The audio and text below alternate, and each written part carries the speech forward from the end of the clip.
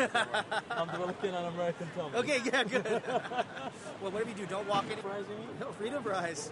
Yeah, we don't say that anymore. We went back to French. Oh, you're okay. You're friends again. Okay. What's your handle? JOW. J-O. The sharing economy is actually the next phase of the internet. The first phase of the internet, people shared information. In the second phase, people used social media, and anybody could share. Now we're here today in the sharing economy. This is the third phase of the internet, where people are using the same tools to share products and services. And this actually is a very disruptive trend to existing corporations, businesses, and governments. Corporations are absolutely being disrupted. Most of them don't even know it's happening. But let me boil it down to just the real specific things. It means that customers can buy a product one time, and then they can share it many times with each other, not having to buy again.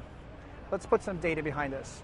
Recently, UC Berkeley conducted a study on car sharing, and they found that a properly shared car can actually reduce 9 cars off the road. Now, Forbes magazine says the average car is worth $30,000 US dollars, so that would be a $270,000 US dollar opportunity loss. But that doesn't even account for car loans, which are probably $40,000 to $50,000, car insurance, gasoline, tolls, fees, service, and beyond. One can make the argument that a properly shared car during its lifetime could impact the ecosystem of over $1 million worth of opportunity loss. That's just one car, but imagine 100 or 100,000 or even 100 million cars.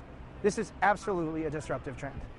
Right now, there's one of two different types of corporations that we see. One, they are oblivious to the impacts that are starting to happen now, or the second one is they're starting to fund the lobbyists to fight this. We're seeing a lot of that in the personal home sharing space. They're being fought against government lobbying, both because of safety or health concerns, but also because of tax revenues being hit by the hotelers.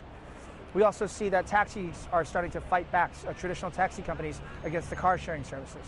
So we're absolutely seeing a fight between established industries and the sharing startups right now.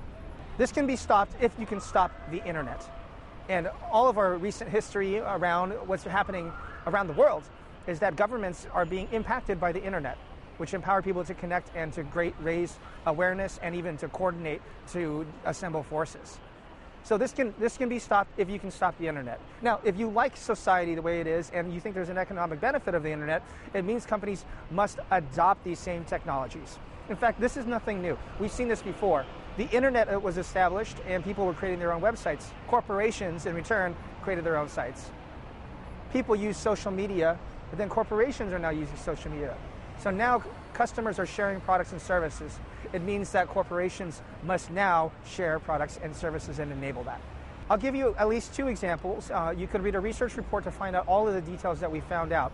But one model is called Company as a Service, and the second one is called Motivate a Marketplace. Let's do the first one. Instead of selling products, companies must now offer them as subscription or rental or perhaps even gift them. And we call this Company as a Service. You probably heard of the term software as a service or even like renting DVDs as a service. That's existed for some time. But now, because they're being disrupted by Lyft or Halo or Uber, Toyota and BMW are now renting cars from their car dealership. So Toyota is a service, BMW is a service. This is already starting to happen in San Francisco, where I'm from. So that's a new business model that emerges. Now, the opportunity here is to have a long-term relationship with your customers by renewing the subscriptions rather than just selling once. The second model is called Motivate a Marketplace. And we already see that Airbnb is disrupting hotel chains like the Marriott or Hilton or Hyatt or the W. And the opportunity is for hotels to instead certify my house, my guest room, as W certified and bring in trusted customers from the loyalty program who I can trust. They still get that local experience in Silicon Valley where I live, and they get a cut of the revenues and send in a maid and take monies from that, and I don't have to clean my house. All 3 parties work, corporations, startups, and the people, and they can adopt these business models rather than fighting them.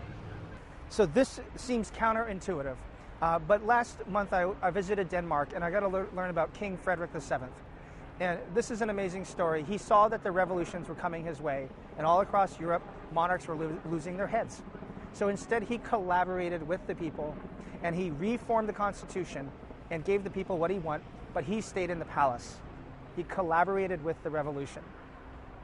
So King Frederick, he gave up his throne, but he gained the kingdom. If corporations want to play in this collaborative economy, it means they must give up their company to gain the market. Social media was disruptive. We saw that information and media was being exchanged, bypassing corporations. Today's movement, the collaborative economy, also called the sharing economy, is disruptive because people buy once and share many times. It's going to get even worse. The next movement is called the makers movement. And this is when people make their own products and they don't need companies at all. So prepare for that movement to come next. And what will that involve? This will involve 3D printing, and we saw companies like Etsy on stage today talking about how they're empowering local artisans to now be global artisans. It means that the crowd themselves will become a corporation on their own, and new business models will move out of that. So if you think this is disruptive, the tides will continue to turn towards those that use the internet.